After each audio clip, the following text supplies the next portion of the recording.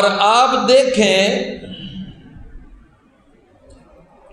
کہ ایک آدمی نے بڑی پیاری بات کہی اس سورج کے بارے میں ہی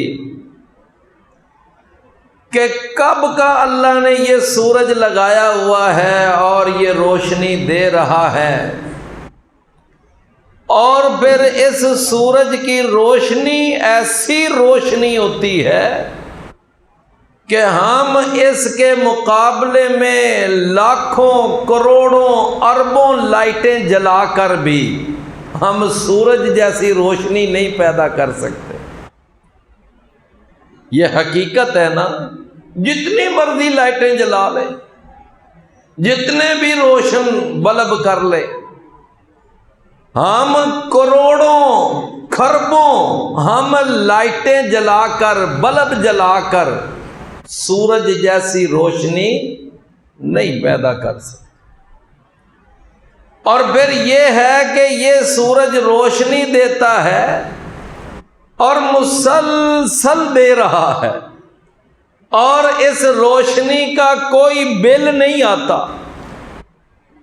کوئی اس کا بل آ جائے کہ جی یہ تم نے اس مہینے میں سورج کی اتنی روشنی استعمال کی ہے، اتنا بل دو، نہیں، فری آف کاسٹ یہ روشنی اللہ تعالی ہمیں دے رہا۔ پھر سورج کے علاوہ چاند، اس کی چاندنی، وہ بھی ایک بہت بڑی نعمت ہے، انعام ہے۔ اور پھر یہ ستارے ہیں، اور ان کے علاوہ یعنی آپ کبھی غور کریں، یہ ندیاں، یہ نالے، یہ دریا، یہ سمندر، یہ صحرا، اور یہ جنگل، یہ پہاڑ، اور پھر یہ کتنی بڑی بڑی نعمتیں جو اللہ نے ہمیں پرووائڈ کی ہوئی ہیں، یہ کتنے بڑے بڑے انعامات ہیں۔ یہ بچے بار بار اٹھ رہے ہیں، جا رہے ہیں،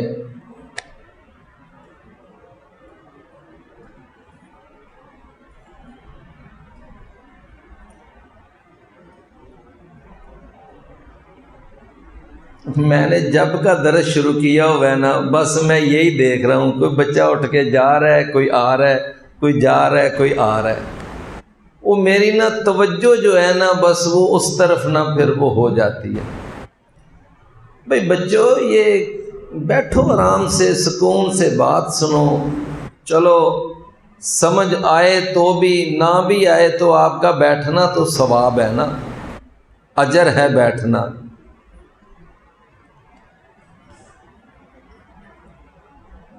تو خیر میں بات یہ کر رہا تھا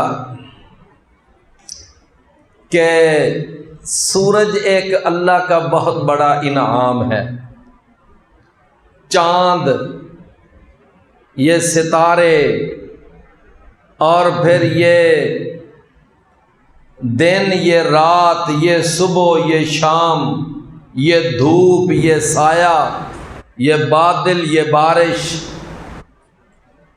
اور پھر اس کے علاوہ آپ دیکھ لیں کہ یہ سونا اور چاندی، سونے اور چاندی کے بڑے بڑے ذخائر،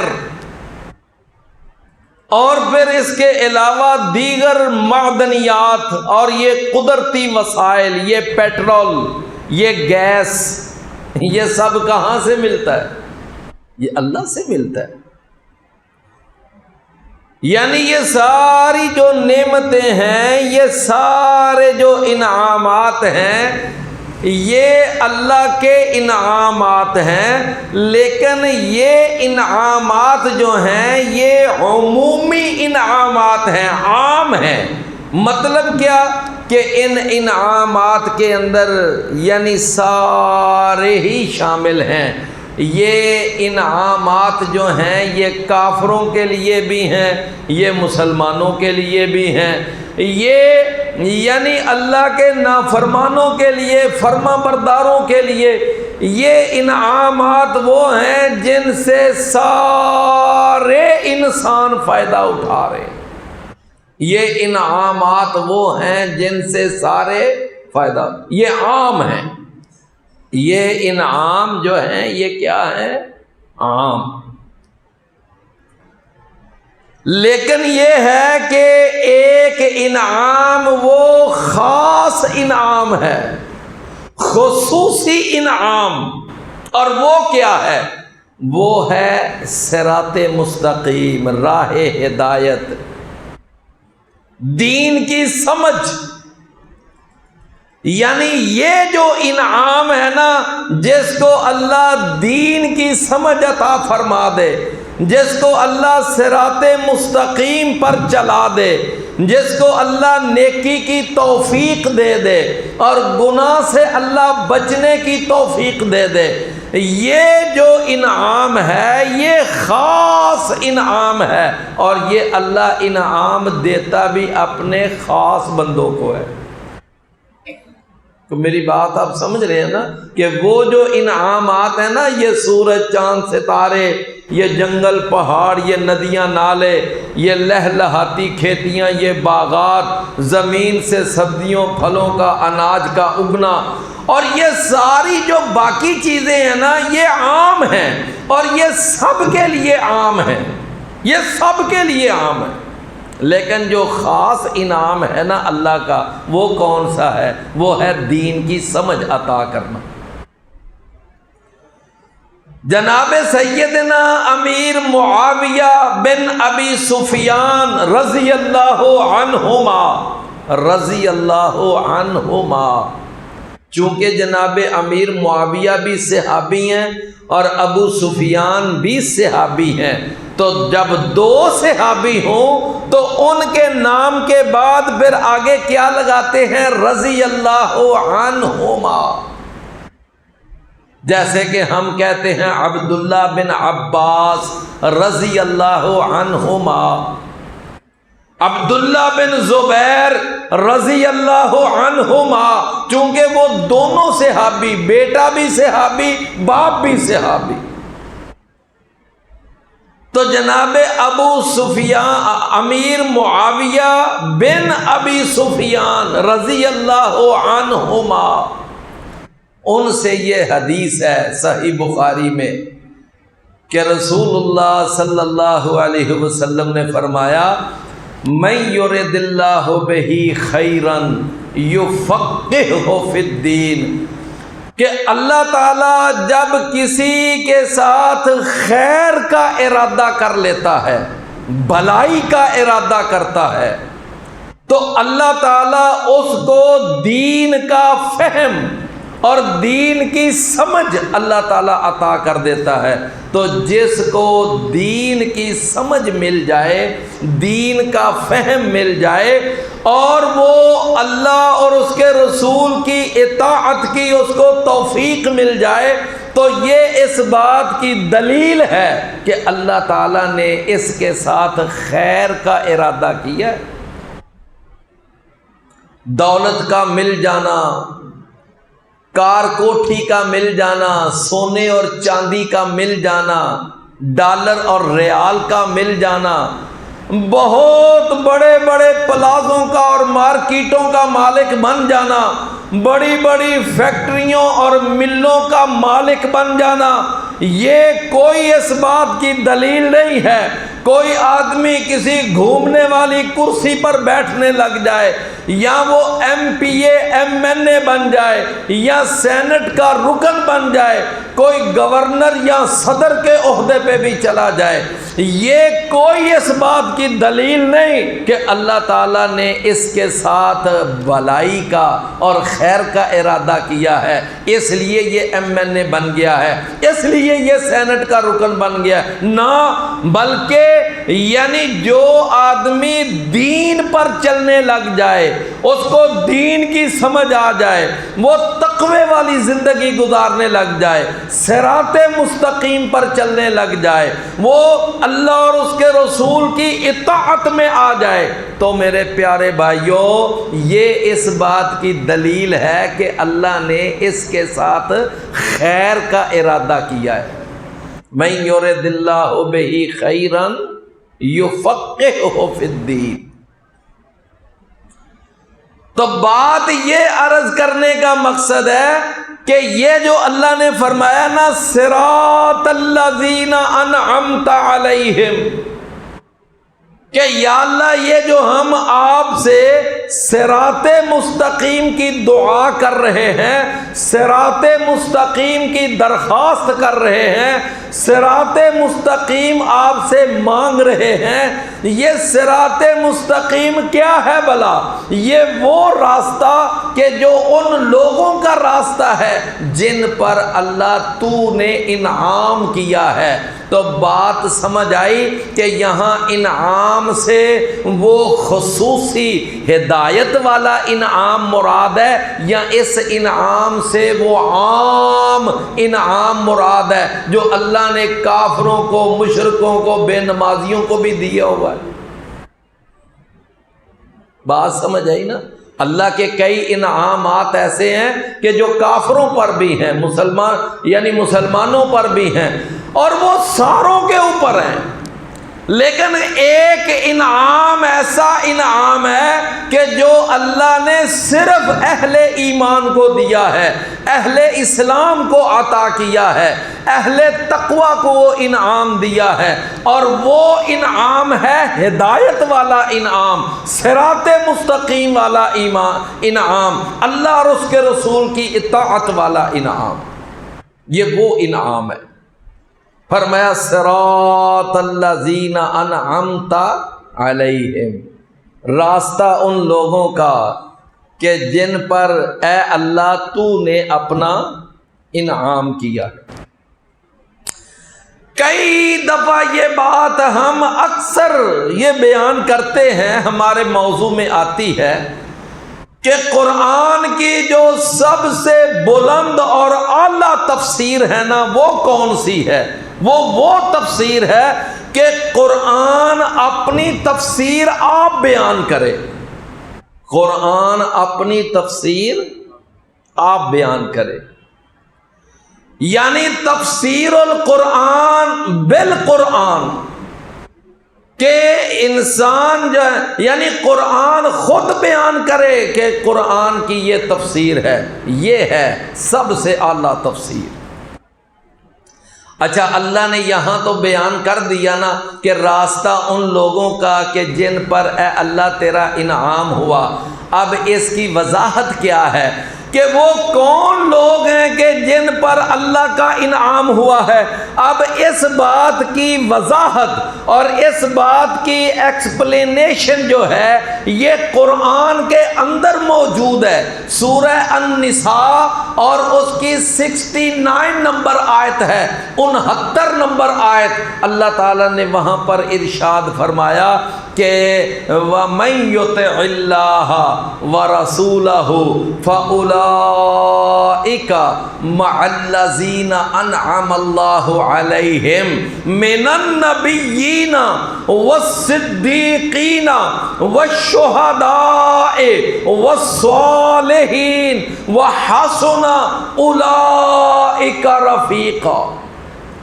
یہ اللہ نے قرآن میں بیان کر دیا کہ وہ انعام یافتہ لوگ جن پر اللہ کا انعام ہوا وہ کون لوگ ہیں؟ فرمایا یہ وہ لوگ ہیں کہ جو بھی اللہ اور اس کے رسول کی اطاعت کرے گا تو یہ ان میں سے ہو جائے گا کہ جن پر اللہ نے انعام کیا۔ وہ انعام یافتہ لوگ کون ہیں؟ فرمایا نمبر 1 النبیین، وہ نبیوں کا طبقہ ہے۔ نمبر 2 الصدیقین، وہ صدیقین کا طبقہ ہے۔ نمبر 3 والشہداء، اور شہداء کا طبقہ ہے۔ نمبر 4 فرمایا کہ والصالحین، اور وہ صالحین کا طبقہ ہے، صالحین کا طبقہ۔ تو یہ 4 طبقے اللہ نے بیان کیے، 4 طبقے، کہ جو آدمی بھی اس آیت کریمہ میں یہ جو سورہ النساء کی 69 نمبر آیت ہے، اس میں اللہ نے 2 باتیں خاص طور پر بیان کی کہ اللہ کے انعام یافتہ بننے کا طریقہ بیان کیا، کہ طریقہ یہ ہے کہ اللہ اور اس کے رسول کی اطاعت، جب اللہ اور اس کے رسول کی اطاعت کرو گے، اطیع اللہ و اطیع الرسول پر عمل کرو گے، تو فرمایا پھر تم اللہ کے انعام یافتہ بندوں میں شامل ہو جاؤ گے۔ اور دوسری جو اللہ نے بات بیان کی، وہ اللہ نے ان بندوں کی کیٹیگریاں بیان کر دی کہ وہ 4 قسم کے لوگ ہیں: نبیین، صدیقین، شہداء اور صالحین۔ کیوں میں بات سمجھ آئی نا؟ یہ 4 قسم کے لوگ، تو لہذا یہ جو ہے نا، یہ 4 قسم کے لوگ اللہ نے بیان فرمائے۔ تو فرمایا کہ جو بھی اللہ اور اس کے رسول کی اطاعت کرے گا، جو بھی، وہ کوئی بھی ہو، وہ چاہے کوئی سید ہو یا کوئی غیر سید ہو، کوئی صاحبزادہ ہو یا کوئی نوابزادہ ہو، وہ چاہے کوئی شاہ ہو یا گدا ہو، کوئی امیر ہو یا غریب ہو، چاہے عربی ہو یا عجمی ہو، چاہے وہ اسود ہو یا احمر ہو، وہ کوئی بھی ہو، کوئی بھی ہو، جو بھی اللہ اور اس کے رسول کی اطاعت کرے گا تو وہ ان لوگوں کے ساتھ ہوگا جن پر اللہ نے انعام کیا۔ لہذا اگر وہ اللہ اور اس کے رسول کی اطاعت کرے گا تو وہ ان کیٹیگریوں میں شامل ہوگا، اور اگر وہ اللہ اور اس کے رسول کی اطاعت نہیں کرے گا تو پھر وہ ان انعام یافتہ لوگوں میں شامل ہو سکے گا؟ اگر وہ اللہ اور اس کے رسول کی اطاعت نہیں کرے گا تو پھر وہ ان انعام یافتہ لوگوں میں شامل ہو سکے گا؟ کبھی بھی نہیں۔ نبی کریم صلی اللہ علیہ وسلم نے اسی لیے اپنی خاص طور پر بیٹی اور بڑی لاڈلی اور چہیتی بیٹی اور اپنی نور نظر اور اپنی آنکھوں کی ٹھنڈک، اپنے دل کا قرار سیدہ فاطمہ رضی اللہ عنہا کو آپ نے مخاطب کر کے فرمایا تھا کہ اے بیٹی اعملی، اگر عمل کرے گی تو اللہ کے ہاں اجر پائے گی، جنت ملے گی، اور اگر تو نے عمل نہ کیا تو یاد رکھنا محض محمد الرسول اللہ کی بیٹی ہونا یہ تجھے کل قیامت کے دن فائدہ نہیں دے گا کہ وہاں پر یہ تم مان لے کر چلی جائے کہ میں محمد الرسول اللہ کی بیٹی ہوں۔ تو گویا اللہ اور اس کے رسول کی اطاعت آپ پر بھی لازم ہے۔ آپ بھی اللہ اور اس کے رسول کی اطاعت کریں گی تو پھر اللہ کے ہاں جنت ملے گی، انعام یافتہ لوگوں میں شامل ہوں گی۔ آپ نے اپنے چچا عباس کو بھی یہ بات سمجھائی، آپ نے اپنی پھپھو سیدہ صفیہ کو بھی یہ بات سمجھائی، آپ نے اپنے سارے خاندان بنو عبد مناف کو بھی یہ بات سمجھائی، آپ نے سب کو یہ بات سمجھائی۔ فرمایا کہ اگر تم عمل کرو گے، عقیدہ ٹھیک ہوگا تو پھر اللہ کے ہاں تم انعام یافتہ لوگوں میں شامل ہو سکو گے، اور اگر تم نے اللہ رسول کی اطاعت نہ کی، عقیدہ اور عمل ٹھیک نہ کیا تو پھر یاد رکھنا تمہیں محمد الرسول اللہ کی پھپھو ہونا یا رسول اللہ کا چچا ہونا یا رسول اللہ کی بیٹی ہونا یا رسول اللہ کے خاندان کا فرد ہونا تمہیں کل قیامت کے دن نہیں فائدہ دے گا۔ اللہ اکبر۔ اوتھے عملاں دے نال ہونے نے نکھیڑے تے کسے نے تیری ذات نہیں ہو پوچھنی۔ دیکھو نا کتنی اچھی بات ہے، چاہے کس نے بھی کہی ہے کہ قیامت والے دن جو فیصلہ ہونا ہے وہ عقیدے اور عمل کی بنیاد پر ہونا ہے۔ آپ کا چچا ابو لہب وہ آپ کی مخالفت کرتا رہا، آپ کے خلاف بازاروں میں نعرے لگاتا رہا کہ یہ محمد کذاب ہے، یہ وہ نعرے لگاتا تھا وہ ظالم، تو کیا خیال ہے اس کو اللہ نے قرآن کے اندر اس کا نام لے کر اس کی درگت بنائی، تبت یدا ابی لہب وتب۔ اور آپ کا چچا ابو طالب وہ اسلام قبول کیے بغیر، کلمہ پڑھے بغیر، رسول اللہ کی اطاعت کیے بغیر وہ دنیا سے چلا گیا۔ رسول اللہ صلی اللہ علیہ وسلم کو بڑی پریشانی لگی، بڑی پریشانی ہوئی کہ میرا یہ چچا آج اسلام قبول نہ کرنے کی وجہ سے جہنم کا ایندھن بن رہا ہے۔ لہذا میرے پیارے بھائیوں، اللہ نے اس آیت میں سورہ النساء اور آیت نمبر 69 میں پہلی بات کیا بیان کی کہ اگر انعام یافتہ لوگوں میں شامل ہونا چاہتے ہو تو اس کا طریقہ کار کیا ہے؟ طریقہ کار ایک ہی ہے کہ من یطع اللہ ورسولہ، طریقہ کار یہی ہے، ان کنتم تحبون اللہ فاتبعونی یحببکم اللہ، اگر اللہ کے محبوب لاڈلے اور چہیتے بننا چاہتے ہو میری اتباع کرو۔ طریقہ وہی ہے، اطیعوا اللہ و اطیعوا الرسول۔ فرمایا کہ اگر تم ایسا کرو گے فَأُولَئِكَ الَّذِينَ انعم اللہ علیہم، فرمایا مع الذین انعم اللہ علیہم، یہ ان لوگوں میں شامل ہو جائیں گے جن پر اللہ تعالیٰ نے انعام کیا۔ اور وہ کتنے لوگ ہیں؟ کتنے لوگ ہیں؟ 4 قسم کے لوگ۔ پہلی قسم کون سی ہے؟ النبیین۔ اور دوسری قسم کون سی ہے؟ صدیقین۔ اور تیسری قسم کون سی ہے؟ شہداء۔ اور چوتھی قسم صالحین۔ میرے پیارے بھائیوں، نبی کریم صلی اللہ علیہ وسلم کے پاس ایک آدمی آیا اور سیدنا عبداللہ بن مسعود بیان کرتے ہیں، کہتے ہیں وہ آدمی آ کر پتہ کیا کہتا ہے؟ اس آدمی نے آ کر کہا کہ اے اللہ کے رسول، مجھے آپ ایک ایسے شخص کے بارے میں بتائیں کہ جو آدمی کچھ ایسے لوگوں سے محبت کرتا ہے لیکن وہ عمل کے اعتبار سے ان کے ہم پلہ اور ان جیسا نہیں ہے، عمل کے اعتبار میں اس میں کوتاہی موجود ہے، اس میں کمی موجود ہے، لیکن وہ محبت کرتا ہے ان لوگوں سے، تو کیا خیال ہے اس آدمی کے بارے میں؟ نبی کریم صلی اللہ علیہ وسلم نے فرمایا کہ المرء مع من احب، کہ آدمی اسی کے ساتھ ہوگا جس کے ساتھ اس کو محبت ہے۔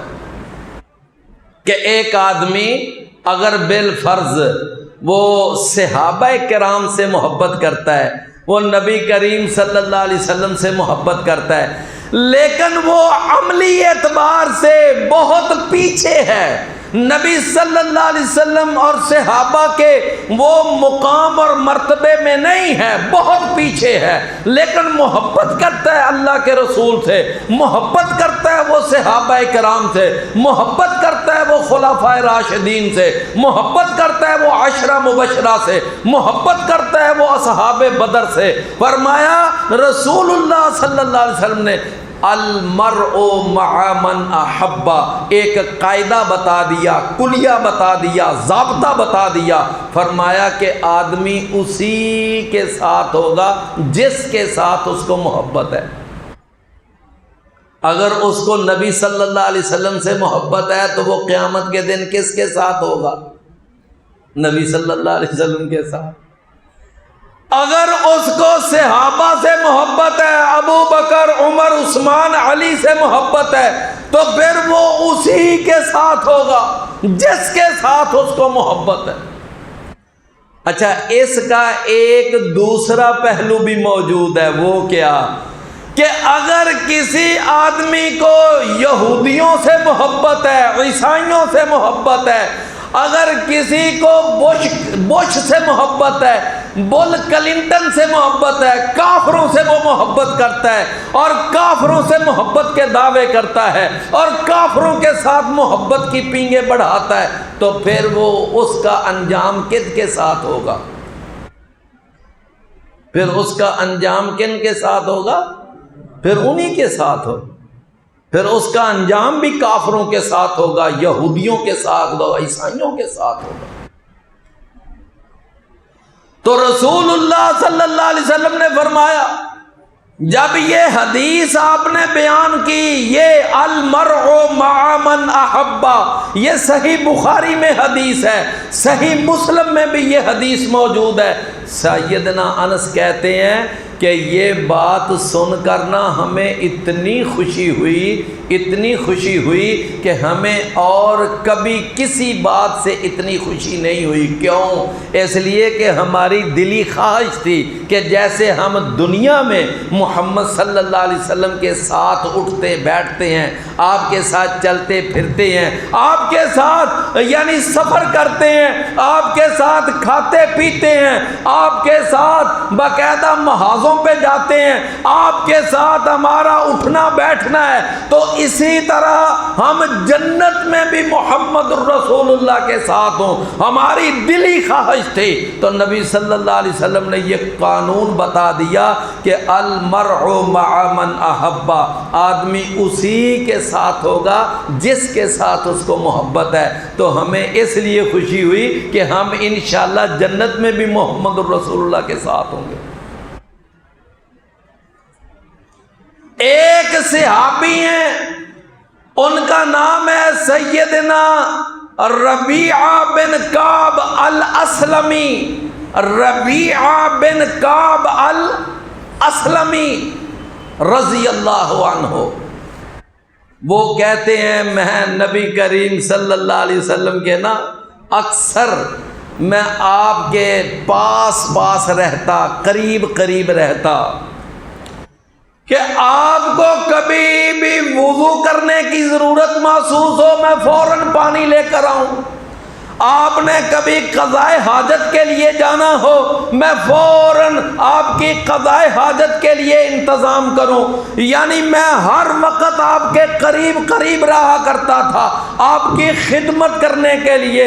تو جناب رسول اللہ صلی اللہ علیہ وسلم کی میں بہت خدمت کیا کرتا تھا۔ اللہ کے نبی ایک دن بڑے اچھے موڈ میں، تو آپ نے فرمایا ربیعہ تو بڑی دیر سے میری خدمت کر رہا ہے، میری ضرورتوں کا خیال رکھتا ہے، میرے معاملات کی طرف توجہ دیتا ہے، ربیعہ مجھے کوئی اپنی خواہش بتاؤ، کوئی تیری خواہش، کوئی تیری آرزو، کچھ مانگنا ہے مانگو، کوئی تیرا مطالبہ، کوئی سوال۔ جناب ربیعہ بن کعب کہتے ہیں کہ میں نے رسول اللہ صلی اللہ علیہ وسلم سے یہ عرض کیا، اللہ کے نبی آپ اب مجھ سے پوچھ رہے ہیں نا کہ کوئی تیری خواہش، کوئی تیرا مطالبہ، کوئی تیری تمنا، تو اب آپ پوچھ رہے ہیں تو پھر میری ایک ہی تمنا ہے، میری ایک ہی خواہش ہے، وہ کیا؟ انی اسألک مرافقتک فی الجنہ، میں جنت میں آپ کا ساتھ چاہتا ہوں، میں چاہتا ہوں کہ جنت میں آپ کا ساتھ نصیب ہو جائے۔ رسول اللہ صلی اللہ علیہ وسلم نے فرمایا کہ اے ربیعہ تو نے جو سوال کیا ہے بڑا کمال کا سوال ہے، اب اگلی بات سن، اگر تو جنت میں میرا ساتھ چاہتا ہے تو پھر میری بھی ایک بات یاد رکھ۔ فرمایا فَأَعِنِّي عَلَى نَفْسِكَ بِكَثْرَةِ السُّجُودِ، فرمایا پھر نا اپنے نفس پر تو میری مدد کر زیادہ سجدے کرنے سے، یعنی زیادہ سجدے کر۔ اس کا معنی کیا ہے زیادہ سجدے کر؟ یعنی زیادہ سے زیادہ نفل نماز پڑھا کر۔ جب تو زیادہ سے زیادہ نفل پڑھے گا، نوافل کا اہتمام کرے گا، تو تیرے لیے قیامت کے دن یہ تیری سفارش کرنا کہ یا اللہ میرے اس صحابی کو میرے قریب کر دے، میرا ساتھی بنا دے، میرے لیے آسان ہو جائے گا۔ لہٰذا زیادہ سے زیادہ نفل پڑھ کر تو میرے لیے آسانی پیدا فرما، یہ نبی صلی اللہ علیہ وسلم نے فرمایا۔ تو لہذا میرے پیارے بھائیوں یہ بات ہے کہ جو آدمی جس سے محبت کرتا ہے وہ اسی کے ساتھ ہوگا۔ جناب انس بن مالک رضی اللہ عنہ بیان کرتے ہیں، فرماتے ہیں کہ میں نے جب یہ آپ کا فرمان سنا المرء مع من احبا، میں اس بات پہ بڑا مطمئن ہوا، کہتے ہیں میں نے اسی وقت اپنے دل میں یہ بات بٹھا لی کہ میں چونکہ رسول اللہ سے محبت کرتا ہوں، میں ابو بکر سے محبت کرتا ہوں، میں عمر سے محبت کرتا ہوں، لہذا کل قیامت کے دن جنت میں رسول اللہ کے ساتھ ابو بکر اور عمر کے ساتھ ہوں گا۔ کیوں؟ اس لیے کہ میں ان سے محبت کرتا ہوں۔ لہذا میرے پیارے بھائیوں، جس کو جس کے ساتھ محبت ہوگی وہ اسی کے ساتھ، وہ اسی کے ساتھ ہوگی۔ اللہ اکبر۔ فرمایا کہ المرء مع من احبہ، تو اللہ تعالیٰ نے کتنے طبقے بیان کیے ہیں؟ کتنے؟ 4۔ پہلا طبقہ کون سا ہے؟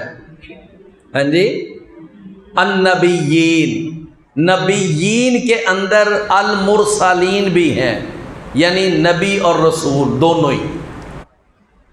تو پیارے بھائیوں، یہ جو نبیوں کا طبقہ ہے، رسولوں کا طبقہ ہے، یہ سب سے اعلیٰ طبقہ، یہ سب سے انسانوں میں سے اعلیٰ طبقہ، نبیوں رسولوں سے اعلیٰ طبقہ کوئی بھی نہیں ہے، کوئی بھی نہیں ہے۔ اللہ اکبر۔ ایک گمراہ فرقہ ہے، گمراہ،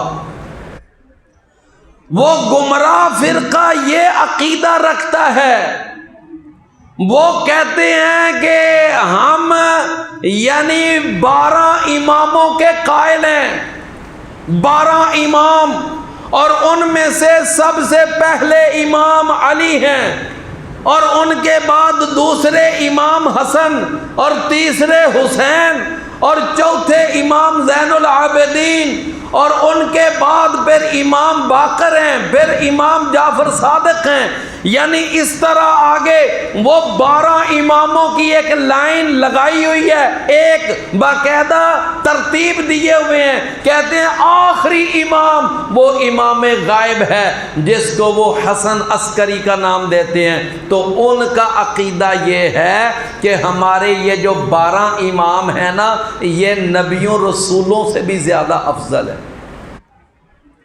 یہ نبیوں رسولوں سے بھی زیادہ افضل ہے۔ اب یہ ہے کہ یہ قرآن جو ہے، میں نے آیت آپ کے سامنے پڑھی کہ اگر قرآن کے اندر ان 12 اماموں کا کوئی تذکرہ ہوتا، ان کا کوئی بیان ہوتا تو قرآن میں ہوتا، یعنی فَأُولَئِكَ مَعَ الَّذِينَ أَنْعَمَ اللَّهُ عَلَيْهِمْ مِنَ الْأَئِمَّةِ الْمَعْصُومِينَ وَالنَّبِيِّينَ، نبیوں سے پہلے ان معصوم اماموں کا تذکرہ کرتا۔ پہلی بات تو یہ ہے کہ معصوم صرف نبی اور رسول ہوتے ہیں، یہ جو 12 امام ہیں ان کے معصوم ہونے کا عقیدہ بھی باطل ہے، اور ان کی امامت کا عقیدہ بھی باطل ہے۔ کہتے ہیں کہ یہ امام ہیں، امام، اور سب سے پہلا امام علی ہے، علی بن ابی طالب، اور پھر یہ 12 امام آگے چلاتے۔ آپ کبھی ان بھائیوں کی کتابوں میں ان لوگوں کی کتابیں پڑھیں، وہ کہتے ہیں کہ جس طرح اللہ پر ایمان لانا ضروری ہے، جس طرح یعنی رسولوں پر ایمان لانا ضروری ہے، جس طرح آخرت پر ایمان لانا ضروری ہے، آسمانی کتابوں پر ایمان لانا ضروری ہے، کہتے ہیں ان سے کہیں زیادہ ضروری ہے کہ ان 12 اماموں پر ایمان لایا جائے۔ اب ان سے اگر یہ کہا جائے او بھائی اللہ کے بندو، اگر ان 12 اماموں پر ایمان لانا اسی طرح ضروری ہے جس طرح اللہ پر، نبیوں پر، کتابوں پر، آخرت پر، تقدیر پر ایمان لانا ضروری ہے، تو پھر اللہ نے ان 12 اماموں کا قرآن میں تذکرہ کیوں نہیں کیا؟ اللہ کو چاہیے تھا نا کہ قرآن میں ان کا تذکرہ کرتا۔ کہ سب سے پہلا امام علی بن ابی طالب ہوگا، دوسرا امام حسن بن علی ہوگا، تیسرا امام حسین بن، پھر قرآن میں ان کا تذکرہ آنا چاہیے تھا۔ اب ان لوگوں نے پتہ ہے کیا اس کا جواب دیا؟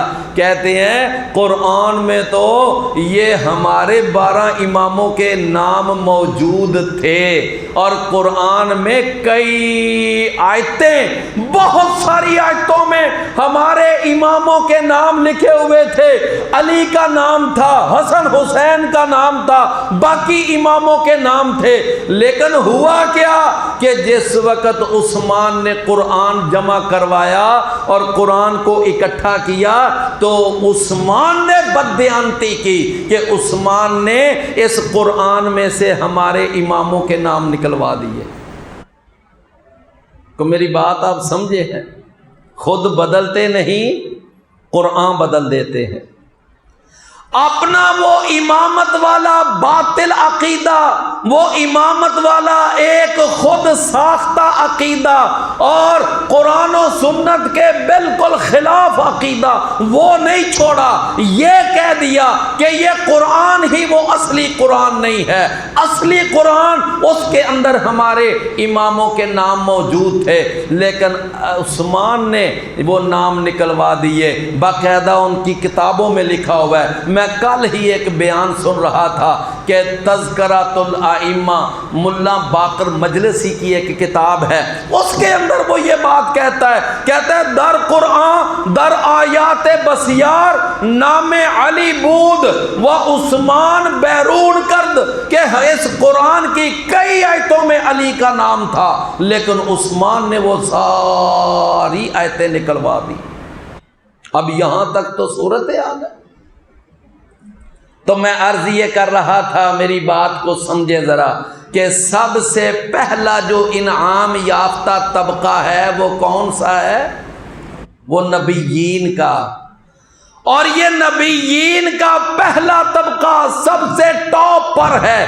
اگر امام نبیوں سے افضل ہوتے تو اللہ کو چاہیے تھا پہلے ائمہ کا نام لیتا پھر نبیوں کا نام لیتا۔ اللہ نے فرمایا من النبیین، وہ نبی ہیں جن پر اللہ کی طرف سے وحی آتی ہے، جن پر فرشتہ آیا کرتا ہے، اللہ کے پیغامات ان نبیوں کے پاس آتے ہیں، پھر وہ نبی اللہ کے پیغامات آگے اللہ کے بندوں تک پہنچاتے ہیں۔ یہ نبیوں کا طبقہ۔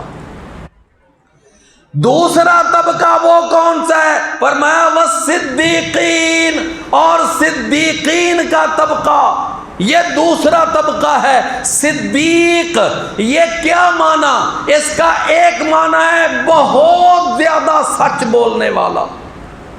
صدیق کا کیا معنی ہے؟ بہت زیادہ سچ بولنے والا، یعنی اتنا سچ بولنے والا کہ سچ جو ہے وہ اس کی باقاعدہ یعنی فطرت بن جاتی ہے، فطرت، عادت۔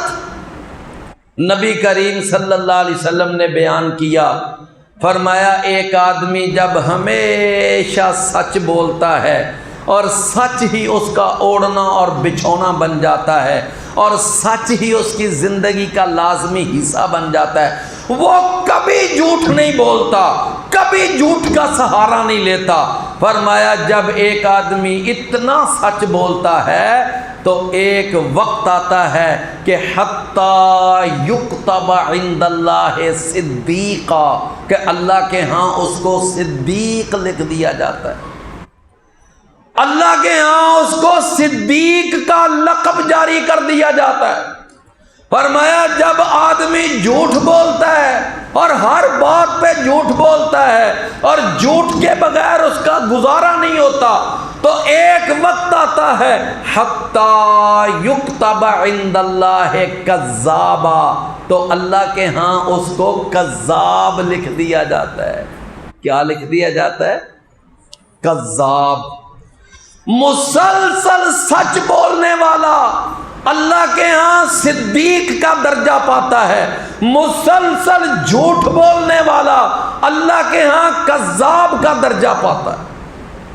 آج دیکھ لو بچہ کہتا ہے ابو بکر صدیق، ابو بکر صدیق، اور بچے بچے کی زبان پر ہے مسیلمہ کذاب.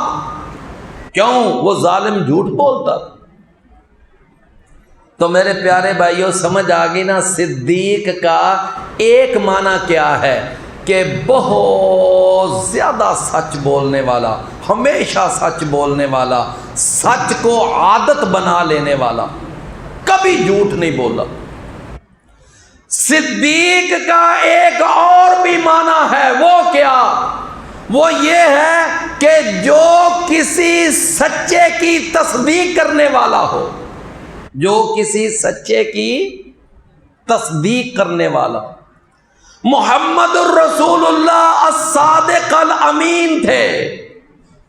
والذی جاء بالصدق وصدق بہ، جناب محمد الرسول اللہ وہ سچ لے کر آئے اور جناب ابو بکر رضی اللہ عنہ نے ان کی تصدیق کی. تو جناب ابو بکر تصدیق کرنے کی وجہ سے کیا بن گئے؟ صدیق.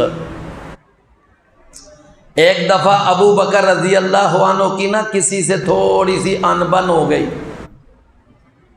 تو نبی صلی اللہ علیہ وسلم تک بات پہنچی کہ ابو بکر کسی فلاں آدمی کے ساتھ تھوڑا سا معاملہ بن گیا.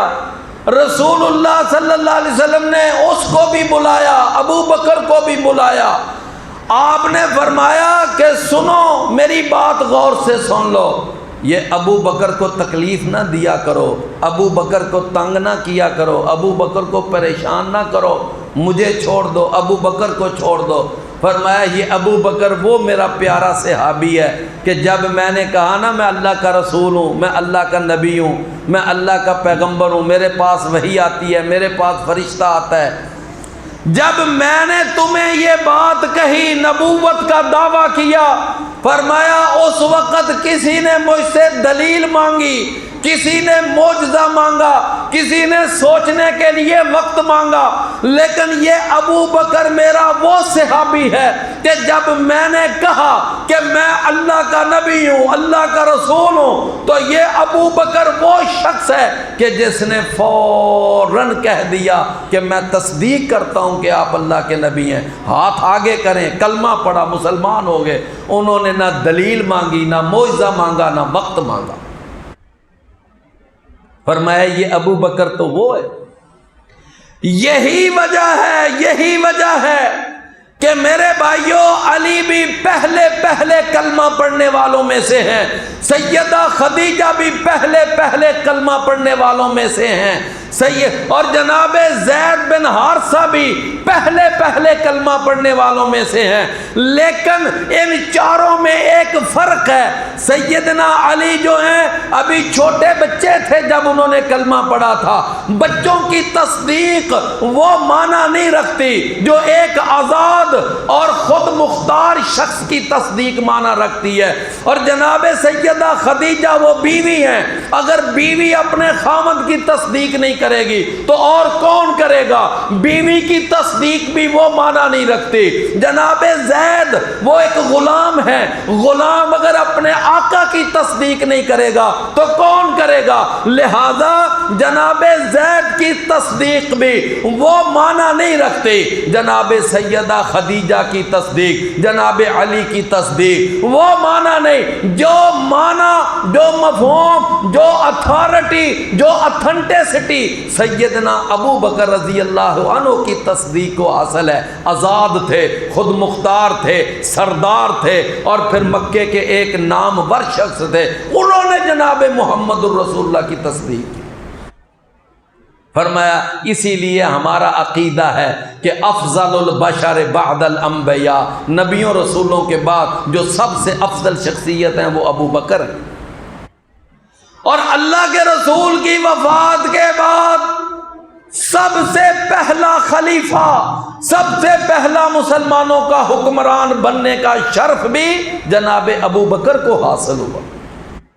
اور صحابہ نے یہ کہہ کر آپ کی بیعت کی تھی کہ نبی صلی اللہ علیہ وسلم نے آپ کو اپنی زندگی میں مصلی پہ کھڑا کیا، لہذا اب ہمارے خلیفہ بننے کے بھی حقدار آپ ہیں. تو میرے پیارے بھائیوں، ان انعام یافتہ لوگوں میں سے پہلا طبقہ کون سا ہے؟ نبیین کا۔ دوسرا طبقہ صدیقین کا۔ صدیق کے میں نے دو معنی بتائے۔ ایک معنی کیا ہے کہ صدیق وہ ہوتا ہے جو ہمیشہ سچ بولے۔ دوسرا معنی کہ جو کسی سچے کی تصدیق کرے۔ یہ دو معنی ہے۔ اچھا، اور اس کے بعد تیسرا طبقہ ہے شہداء کا۔ شہداء جنہوں نے اللہ کی راہ میں اپنی جانیں پیش کی، جنہوں نے اللہ کے لیے اپنی قربانیاں پیش کی، اپنا خون پیش کیا۔ میرے بھائیوں، یہ شہداء یہ بھی یعنی تیسرا انعام یافتہ طبقہ ہے۔ رسول اللہ صلی اللہ علیہ وسلم کو شہادت کی موت سے اتنا پیار تھا، آپ فرمایا کرتے تھے اس ذات کی قسم جس کے ہاتھ میں میری جان ہے، میں تو چاہتا ہوں میں اللہ کی راہ میں شہید کیا جاؤں، اللہ مجھے پھر زندہ کرے میں پھر شہید کیا جاؤں، اللہ مجھے پھر زندہ کرے میں پھر شہید کیا جاؤں۔ رسول اللہ صلی اللہ علیہ وسلم فرماتے ہیں کہ میرا تو دل چاہتا ہے میں بار بار اللہ کی راہ میں شہید کیا جاؤں۔ یہ شہادت کا درجہ اتنا عظیم درجہ ہے۔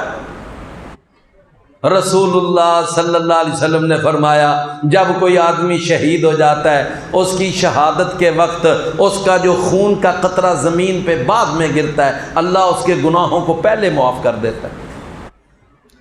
فرمایا شہید کے اللہ سارے گناہ معاف کر دیتا ہے، سوائے قرض کے اللہ سارے ہی گناہ معاف کر دیتا ہے۔ اور پھر رسول اللہ صلی اللہ علیہ وسلم نے فرمایا جب شہید ہو جاتا ہے، اس کی روح فوراً ایک پرندے میں ڈال دی جاتی ہے، اور وہ پرندہ اللہ کے عرش کے نیچے مختلف قندیلیں ہیں، ان قندیلوں کے اندر چھوڑ دیا جاتا ہے، اور پھر وہ پرندہ جا کر ان قندیلوں میں چہچہاتا پھرتا ہے، جنت کے پھل کھاتا ہے، جنت کے میوے کھاتا ہے۔ رسول اللہ صلی اللہ علیہ وسلم نے یہ فرمایا، یہ پروٹوکول کس کو ملتا ہے؟ شہید کو۔ تو انعام یافتہ لوگوں کا پہلا طبقہ النبیین، دوسرا طبقہ الصدیقین، اور تیسرا طبقہ الشہداء، اور چوتھا طبقہ ہے الصالحین۔ چوتھا طبقہ الصالحین۔ یہ صالحین کون ہوتے ہیں؟